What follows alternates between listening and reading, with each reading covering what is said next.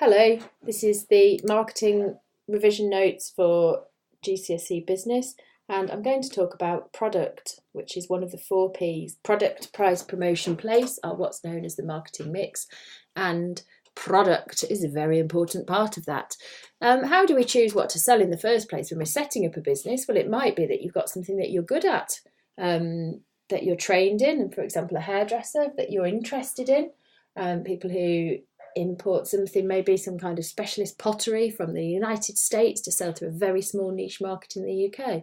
It might also be that you say, actually, I've spotted a gap in the market for that, and I'm going to sell those products because nobody else is doing it. We have to think with a product about image and design. How does it make the customer feel about owning it or using it? Is the customer happy when they have it? Does it make them feel a certain way? Branding is very important because customers can assess the standard of the product they're buying. It tells them it gives them some reassurance about the product and the quality that they can expect. Inventions in product terms are the first thing that was ever made. So, for example, the invention of the car was the first car where people didn't have a windscreen and they sat up on top of it and sort of beeped at everybody to get out of their way. And then every car that's ever been made ever since then is what's called an innovation, where they update the product using new features.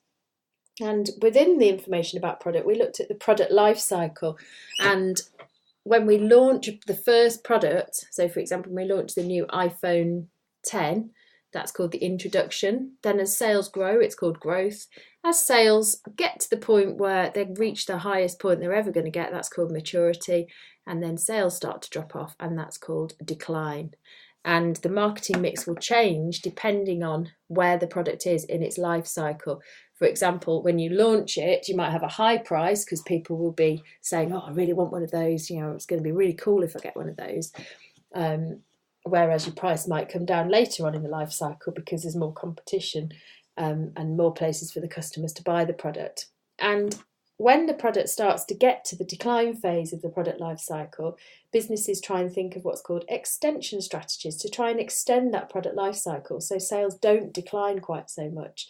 And one things that you can do is reposition the product to different target markets. You can find different target markets for the product, find new uses for the product, find new markets for the product, maybe abroad, like cigarettes in developing countries. You can update advertising, have a new brand image, new packaging. For example, McDonald's always tries to tell us how healthy it is these days. You can also add value by having bundle deals.